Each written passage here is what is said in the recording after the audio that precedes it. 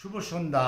প্রথমেই আমাদের প্রথম আলোর বার্তার পর্দায় সমস্ত দর্শকদের স্বাগত আর অভিনন্দন। আজ এমন একটা হাড় হিম করা প্রতিবেদন দেবো, আপনারা অবাক হয়ে যাবেন। হ্যাঁ, সেটা হচ্ছে বাঘ মামা। হঠাৎ সেই বাঘ মামা বাইক আরোহীর সামনে চলে এলো। এটা কোথায় হয়েছে জানেন? সুন্দরবন লাগোয়া কুলতলিতে। হ্যাঁ, সেখানে সেই বাঘ মামা হঠাৎ দেখা। সেই দুটো ছেলে বাইক ফেলে সোজা চলে গেল, দৌড় লাগালো। আর বাঘ মামা কি করলো জানেন? বাঘ মামা জঙ্গলে ঢুকে গেল। এরপর দেখুন, প্রথম আলো বার্তার পর্দায় আমরাই দেখাচ্ছি। রাত্রিবেলায় মশাল জেলে তারা বাঘ দেখতে বেরিয়েছে, যেন বিড়াল মারতে বেরিয়েছে।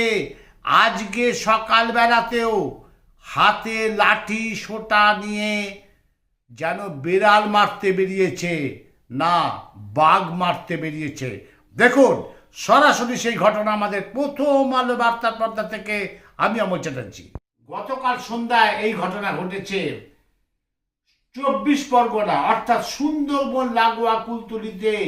দুজন বাইক আরোহী বাইকে করে যাচ্ছে, হঠাৎ বাঘ মামা। আর তারা কি করলো? বাইক ফেলে দিয়ে দৌড় লাগালো। আর দেখুন, আজকে সকালবেলার ঘটনা।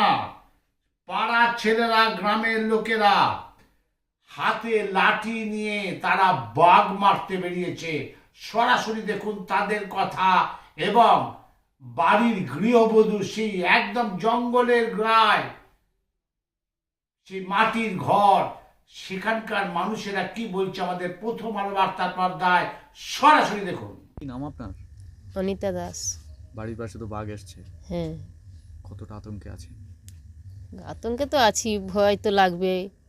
জাতিভীতি, বার হলেও ভয়, থাকলেও কী করবো, ঘরে কবাট ফবাট খারাপ, বাড়িতে বেটা ছেলে নেই, ভয় তো আছে আমাদের। কখন শুনলেন বাঘ এসছে? বাঘ এসে 7টার দিকে শুনেছি, কি 7:30। দুজন লোক বাইক নিয়ে যাচ্ছে, হ্যাঁ। ওদেরই সামনে পড়েছে আর কি। ওরা লাফ করে পড়ে গেছে বাঘ, ওরাই চিৎকার করে পড়ে যাচ্ছে, বাঘ পার হয়েছে। বাঘ জঙ্গলে লৌকো আছে, লৌকোর কাছ থেকে গেছে, নদীতে হচ্ছে কার পা ছাপ সব দেখলো, কিন্তু বাঘটা দেখতে পায়নি, কোথায় ঢুকে গেছে। লোকজন এসছে? হ্যাঁ, কি বলছে ফরেস্টের লোক? বাঘ আছে? আগে বলছিল তো আছে, তারপরে এখন কি কেউ জানা যায়নি, দেখতে পায়নি বাঘ। কি নাম আপনার? অনিতা দাস। দিদি কি দেখলেন? বাঘের বাচ্চা দিকে এলাম। কি ভাবছেন? ও তো যায় না, ওখানে নিচে আছে, মানে উপরে আছে। ভয় করছে না? না, এই যে বাঘ আপনাদের বাড়ির পাশে এলো এবং আপনিও সকালে বাঘ দেখতে গেলেন, ভয় লাগে না। ভয় লাগে না? কেন ভয় লাগে না? আর জঙ্গল করে ভয় লাগে না। কি নাম আপনার? লক্ষ্মী মান্না। কোন জায়গায় এটা? ওই তো ওখানে বাড়ি। আর কি ভাবছেন বাঘটা কেমন ভাবে আছে বা কোথায় আছে? বাঘ আছে, ওরা ওখানে নিচে নামে না, কোনো পাউডি নেই। মানে জঙ্গলে চলে যায়নি, না। এই লোকালয়ে সংলগ্ন জায়গা আছে। হ্যাঁ। হ্যাঁ, ও লোকালয়ে হাঁস মুরগি খাওয়ার জন্য এসছে, মানুষ খাওয়ার জন্য এসছে। পৌষ মাস পড়ে গেছে, আর পৌষ মাস মানেই বাঙালিদের পিঠে পার্বণ।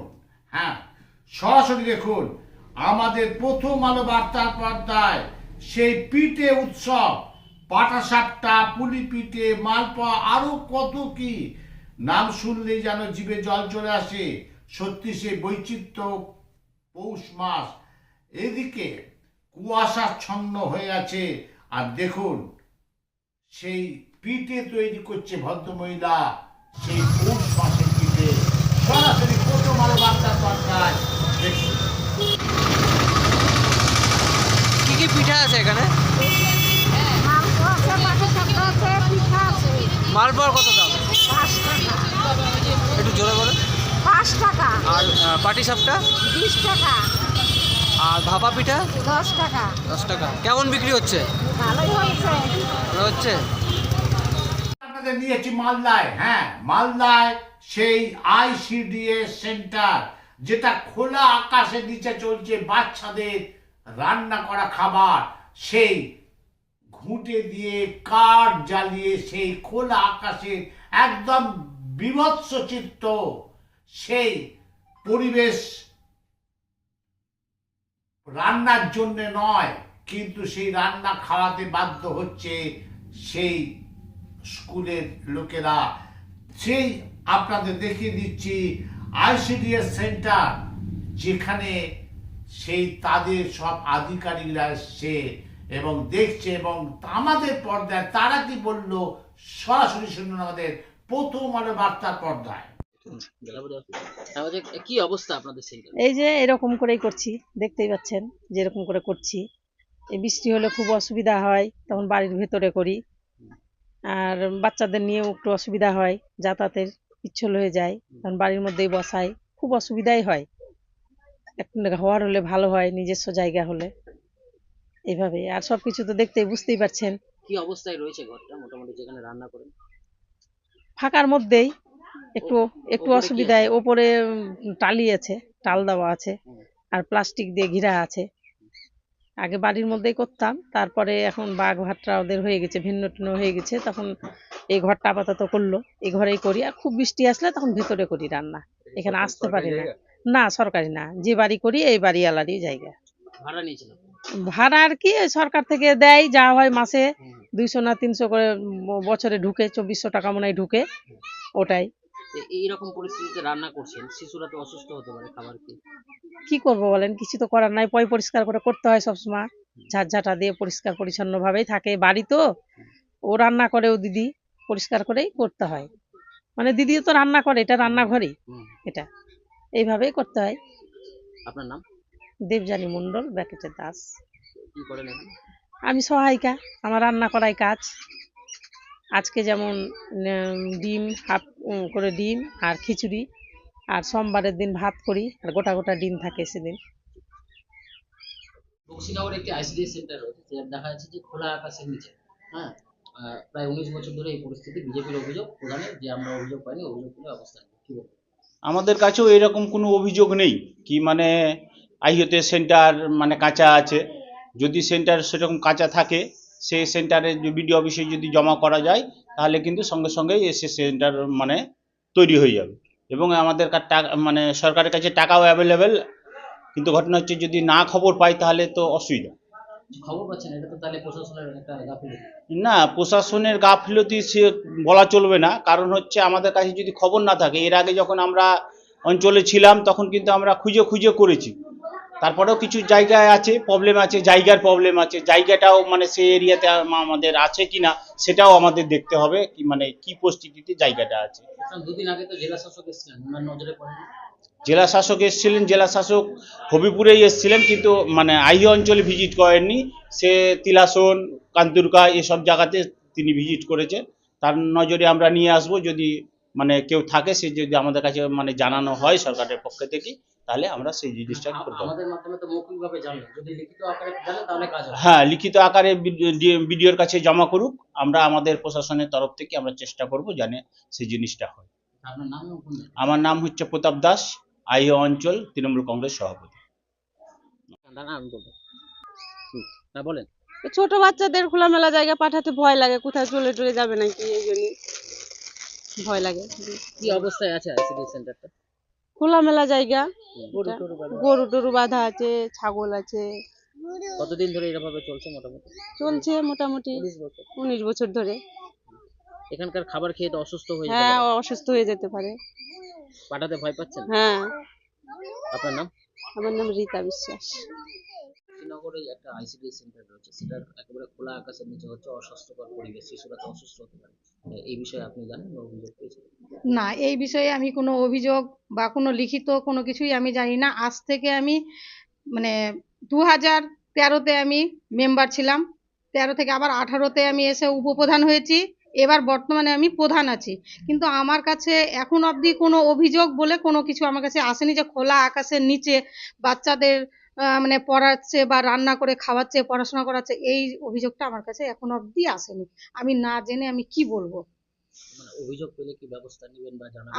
আমিও ব্যবস্থা নিব, তার সেটা তো অবশ্যই নিতে হবে। তার জন্য তো বিডিও সাহেব আছে বা সুপারভাইজার যে আছে যে ম্যাডাম, সে ম্যাডামও তো নিতে পারে।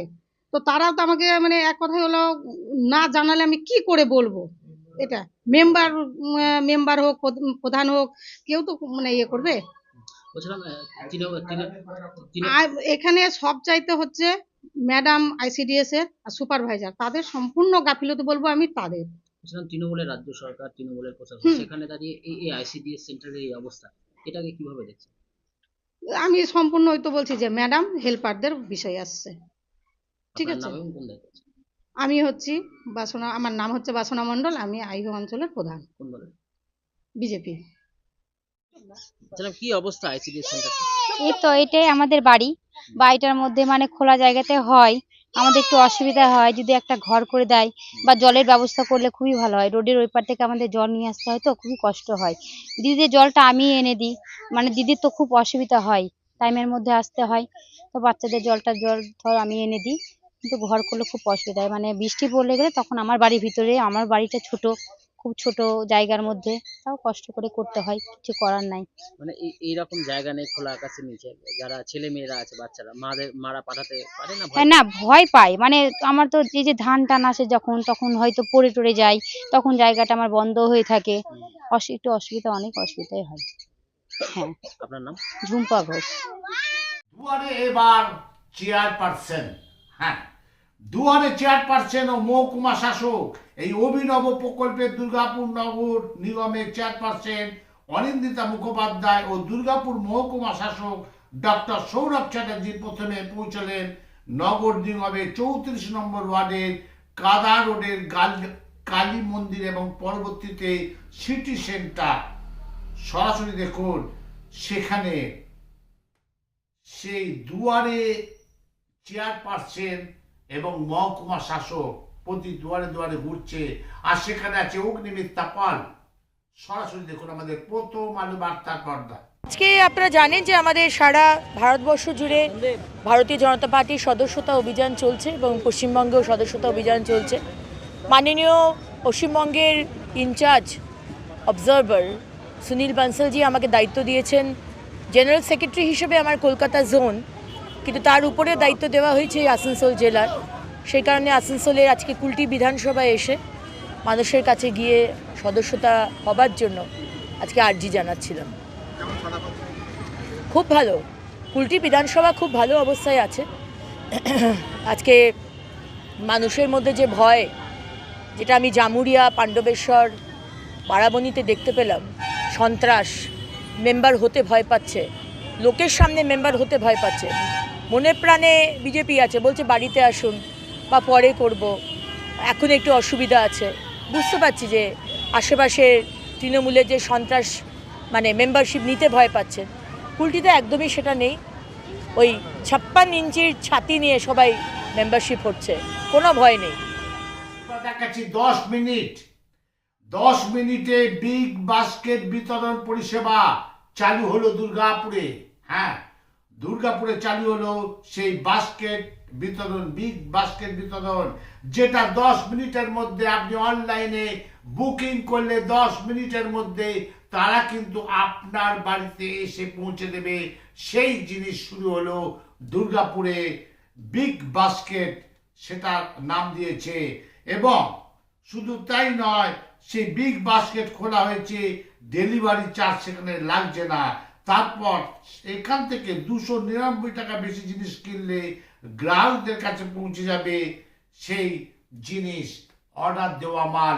সরাসরি দেখুন আমাদের প্রথম আলো বার্তার পর্দায়। তো অর্ডার প্লেস করার সাথে সাথে থ্যাঙ্কস টু টেকনোলজি, এখন টেকনোলজি এত ভালো হয়ে গেছে, অর্ডার প্লেস করবেন ইমিডিয়েটলি আমাদের যে পিকার আছে স্টোরে, ও মোবাইলে উইদিন সেকেন্ডস ওটা চলে আসবে যে আমার এই অর্ডার এসেছে, এটা পিক করতে হবে। তো আমাদের অন এন অ্যাভারেজ একটা অর্ডারকে পিক করতে 1 মিনিট লাগে, কারণ সবকিছু একদম সিস্টেম ড্রিভেন। ধরুন আমরা টোটাল 10,000 প্লাস প্রোডাক্টস অফার করি, 10,000-এর বেশি প্রোডাক্ট আছে।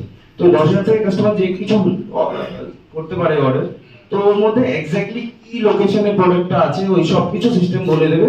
ও ইমিডিয়েটলি স্টোরেজ সাইজ 2 থেকে 3,000 স্কয়ার ফিটের হয়, তো ওখানে ও ইমিডিয়েটলি হেঁটে গিয়ে পিক করে নেবে। তো that is within 1 to 1.5 minutes, মানে 60 to 90 সেকেন্ডসের মধ্যে আমাদের পিকিং কমপ্লিট হয়।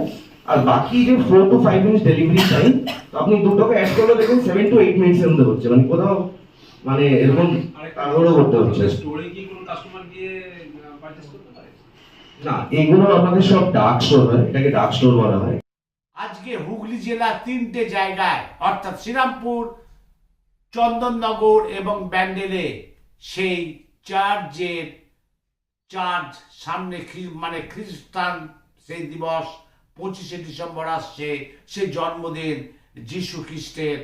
সেই জন্মদিনের আগেই হুগলি জেলা শ্রীরামপুর এবার টেক্কা দেবে পার্ক স্ট্রিটকে, টেক্কা দেবে চন্দননগরকে, টেক্কা দেবে ব্যান্ডেলকে। হ্যাঁ, আজ ভার্চুয়ালির মাধ্যমে শ্রীরামপুরে সেই শ্রীরামপুর পৌরসভা আর শ্রীরামপুর ব্যবসায়ী সমিতির যৌথ উদ্যোগে সেই প্রোগ্রাম শুরু হতে চলেছে 21 তারিখে। আজ ভার্চুয়াল উদ্বোধন করলেন মুখ্যমন্ত্রী মমতা ব্যানার্জি, সেখানে এসেছিলেন মন্ত্রী বেচারাম মান্না। তারা কি বললেন আমাদের প্রথম আলোর বার্তার পর্দায় সরাসরি দেখুন সেই দৃশ্য এবং চার্চে সেখানে সেই দৃশ্য দেখুন আমাদের পর্দায়। আমি অমল চ্যাটার্জি। সবগুলো মানুষ যাতে আনন্দ মুখরিত হতে পারে এবং মানুষ যাতে এই উৎসবে সামিল হয়, সেজন্য তিনি বিভিন্ন ভাবে প্রচেষ্টা। Distinguished guests, my colleague in the nation, Firad Hakim,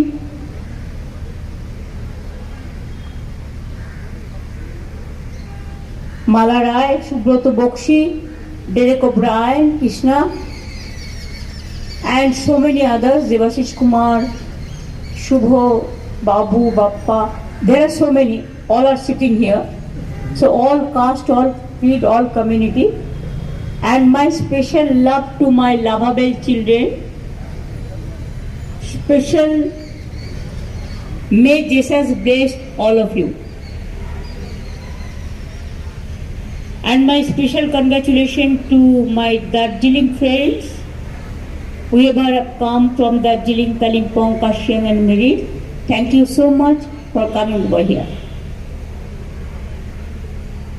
I don't want to speak into in details because I love to hear the voice of Archbishop